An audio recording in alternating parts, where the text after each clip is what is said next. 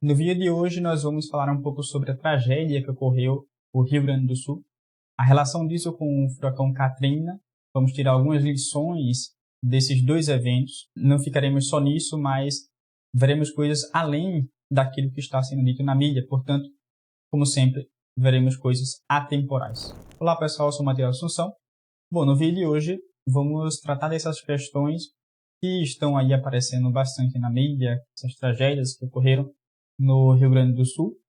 Infelizmente, rezemos por essas pessoas, por essas famílias, e também para que os sacerdotes possam auxiliá-los nas questões também espirituais. E, claro, sempre ajudar na medida de nossas possibilidades em questões materiais também é muito importante. Bem, o furacão Katrina ocorreu em Louisiana, no estado de Louisiana, em Nova Orleans. Isso foi em 2005. Chegou a ter ventos que passavam a 220 km por hora. O Katrina inundou tudo, cobriu cerca de 85% da cidade. Boa parte da cidade ficou submersa. E também devido ao nível ser abaixo do mar, isso contribuiu. Além disso, somou-se que os diques mal construídos pelo exército, eles não conseguiram aguentar o nível da água e se romperam. Então, o que deixou as coisas ainda mais complicadas, e as águas chegaram até o telhado. Bom, o Katrina, ele deixou mais de 1.800 mortes, essa grande tragédia, que ocorreu devido a fenômenos da natureza e também uma má gestão do governo na própria construção dos diques, que foram mal feitos, e também durante o desastre, ou seja, a resposta do governo com relação ao desastre do furacão Katrina. Quais os paralelos entre o Katrina e a tragédia do Rio Grande do Sul? Apenas uma pequena pausa no vídeo para comunicar que a promoção do curso Convite à Filosofia ainda continua. Você pode adquirir o curso com mais de 50% de desconto. Confira o link na descrição, a promoção vai até o dia 22. Bem, inicialmente, se pensava que a quantidade de pessoas e coisas atingidas no Rio Grande do Sul não se comparava ao desastre nos Estados Unidos. Mas identifica-se em alguns modos. Algumas coisas elas são semelhantes. Por exemplo, a demora nas ações por meio da parte do governo federal, que na época nos Estados Unidos era o George Bush, e além de matar mais de 1.800 pessoas, o furacão e os seus efeitos que decorreram dele causaram cerca de 151 milhões de dólares em estragos. Foi o desastre natural mais caro da história dos Estados Unidos. Soma-se a falta de organização na realocação das pessoas, as doenças corporais e psicológicas que emergem nessas situações, leptospirose, sarna, dengue, pneumonia, ansiedade, depressão, etc. Então, realmente, coisas muito prejudiciais para a saúde corporal e psicológica. No caso dos Estados Unidos, os jornais diziam que a situação, o cenário, parecia um cenário de guerra. As pessoas que não tinham seguro abandonaram as suas casas. E quando restava alguma coisa, porque muitas das vezes acontecia que não restava nada para a pessoa. E muitas delas deixaram a região também por medo de novos desastres, por desesperança de ter que começar uma vida do zero, ou por ter que enfrentar muita burocracia por parte do governo para ter que construir justamente a sua moradia. É um absurdo. Numa situação dessa, o governo ainda fez com que houvesse burocracia para que as pessoas voltassem à vida ao normal, reconstruíssem a sua vida. Até hoje, as coisas por lá nos Estados Unidos não foram restabelecidas em sua normalidade. Lembrando que o furacão Katrina ocorreu em 2005, ou seja, faz quase 15 anos né, que houve o furacão Katrina, e as pessoas passam por grandes dificuldades ainda. Claro, soma-se o furacão Aida, que ocorreu em 2021, né, que contribuiu também para a demora da reconstrução e levou pessoas a abandonarem por completo aquilo que tentavam reconstruir de alguma maneira. Após o Katrina, a população de Nova Orleans encolheu cerca de 20%, né, com 100 mil de seus habitantes indo embora por não ter mais onde morar. Se iniciou uma grande obra, um grande projeto de infraestrutura no montante de 14 bilhões e meio de dólares, que dá em torno de 70 bilhões de reais. Realmente algo assombroso, entre doações, claro, privadas, né, e dinheiro público. A iniciativa privada ela é muito mais ágil nessas horas. Nós estamos vendo isso no caso do Rio Grande do Sul. É justamente por não ter que contar com uma burocracia tremenda que impeça de fazer as coisas. Alguns paralelos agora mais específicos. Com o passar dos dias, a intensificação dos fenômenos naturais, somando-se a demora do governo federal, no caso aqui do Brasil, em ajudar, e parece que, digo parece porque é uma suspeita após a notícia acusatória da Folha de São Paulo, mas que o governo redarguiu parcialmente essa notícia, parece que houve uma recusa de alguns equipamentos de ajuda exterior, no caso do Uruguai. Ou seja, somando tudo isso, em alguns aspectos, a tragédia climática no Rio Grande do Sul já é mais devastadora que o furacão Katrina. A área alagada em Nova Orleans foi pouco mais de 2.000 quilômetros, enquanto que no Rio Grande do Sul já se conta quase 4.000 quilômetros de alagamento. O Katrina deixou 400 mil pessoas desabrigadas, enquanto que atualmente são mais de 600 mil pessoas desabrigadas no território gaúcho.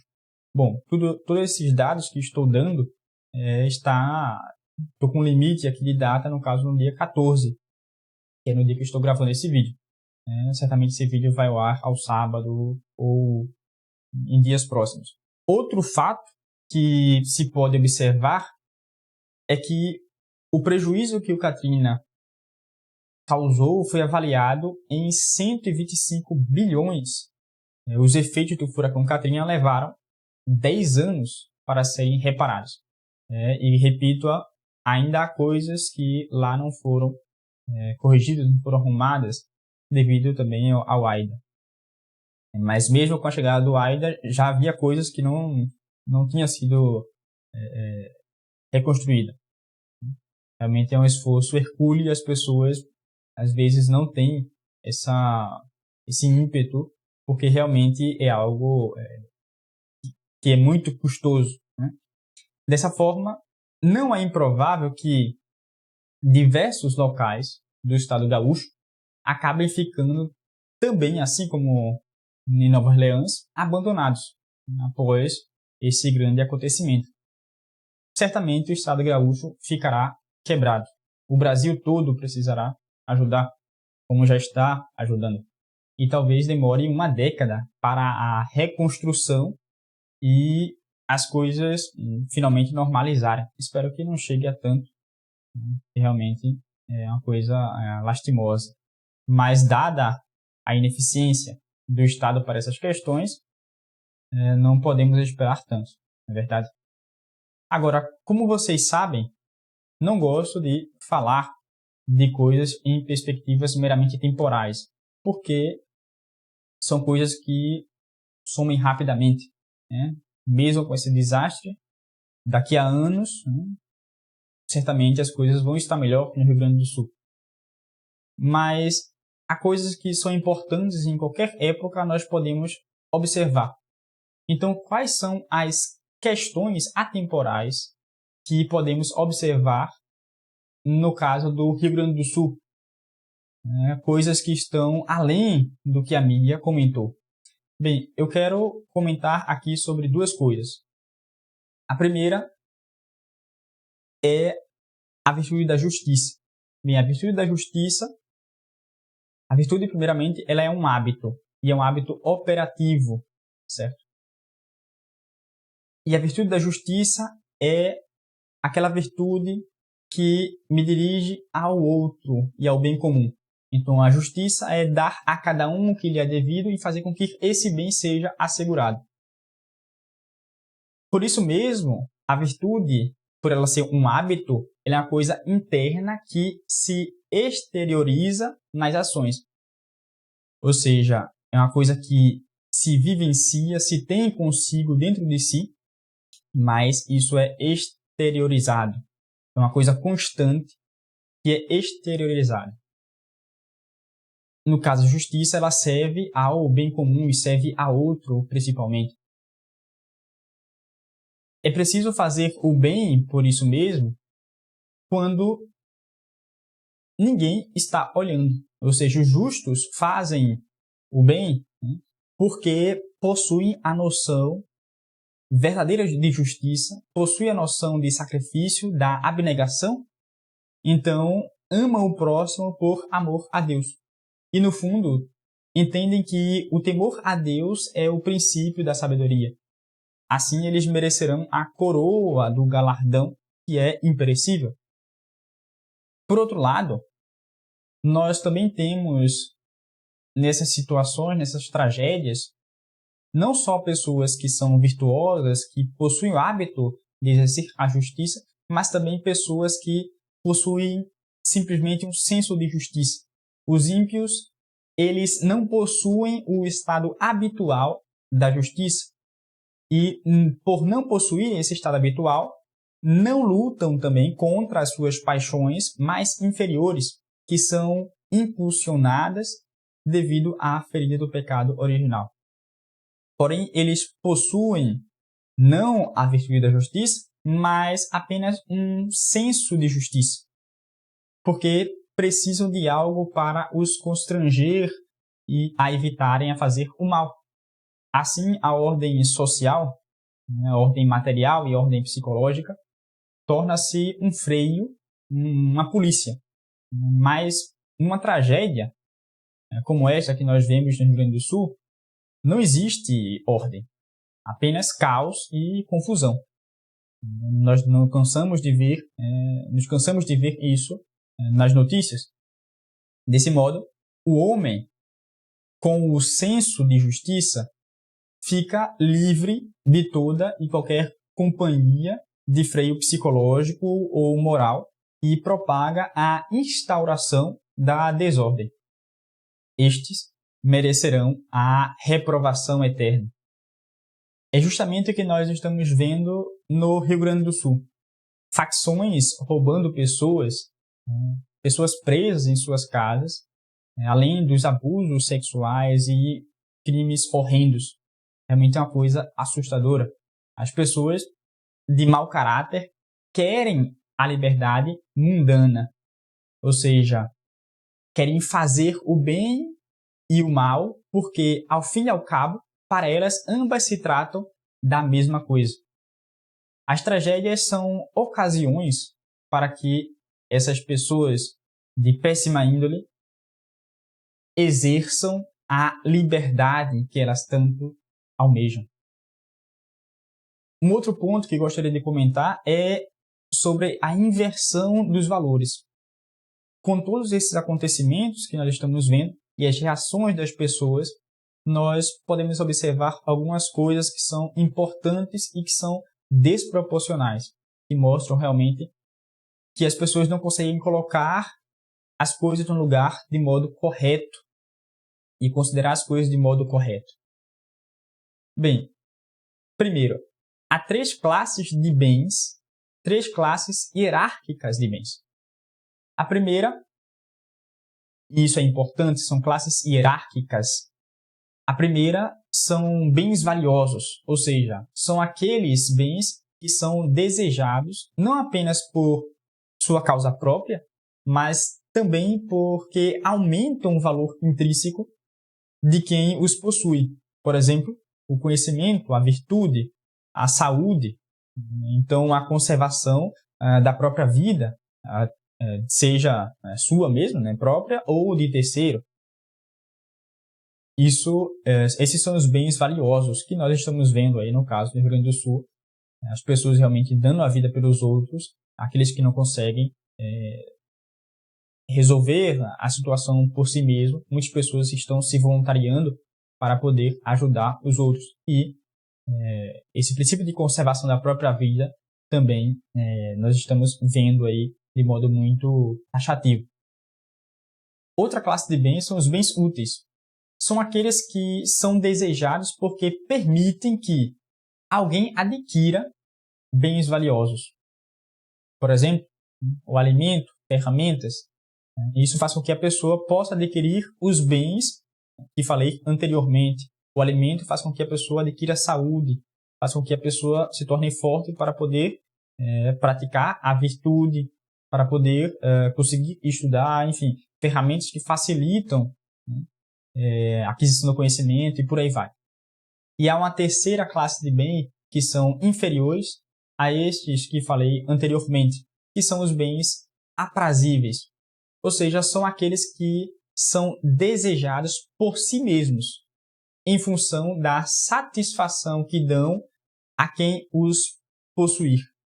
Por exemplo, a honra, flores, comida, por si mesmo, os prazeres sensuais, etc. Bem, aqui nós vemos algo muitíssimo importante. Na criação, há uma hierarquia entre a natureza das coisas. Por exemplo, a pedra ou o cão. Nós temos, de modo muito evidente, que o cão é um ser superior à pedra porque ele tem uma vida. Ou seja, a pedra só tem um ato de ser, mas o cão, além de ser, além de ter o ato de ser, ele tem uma vida sensitiva, certo? O que o torna superior à pedra, o que o torna superior ao vegetal, e por outro lado também o vegetal é superior a um ser inanimado. Bem, para alguns, a vida de um animal parece valer mais que a de um ser humano, feito à imagem e semelhança de Deus, e convidado a participar da vida trinitária, a participar da bem-aventurança. Foi o que nós observamos no episódio da égua caramelo. Não se trata de menosprezar o animal. E aqui deixo bem claro. Não se trata de menosprezar o animal. Porém, de ter uma reação proporcional ao que ele é. Ou seja, um ser inferior ao ser humano. Hoje, é preciso dizer o óbvio. Dizia Chesterton, onde quer que haja adoração a animais, ali haverá sacrifício humano. Algumas pessoas manifestaram mais valor pela vida da égua, que sofria, claro, do que pela vida dos homens e das crianças que morreram na tragédia. Disse, por exemplo, o presidente Lula, fui dormir inquieto com a imagem da égua no telhado. Bem, por que não ficar inquieto com a morte das pessoas, com a morte das crianças? Por que não ficar inquieto com a situação dos famintos e desabrigados? Por que não ficar inquieto com a ineficiência da resposta da máquina estatal e também quando barrou a passagem dos caminhões com auxílio material para os necessitados? Não é de se espantar que essas mesmas pessoas defendam o aborto. É uma inversão completa dos valores, senhores. O demônio nem precisa trabalhar tanto, porque as pessoas já fazem até o que ele não consegue imaginar. A cosmogonia da desordem é justamente essa, a inversão total dos valores, a começar pelo desprezo de Deus em favor das criaturas. Era isto que gostaria de comentar. Se inscreva aqui no canal para não perder os próximos vídeos e também comente aí o que achou dessas considerações. Nos vemos no próximo vídeo. Tchau, tchau.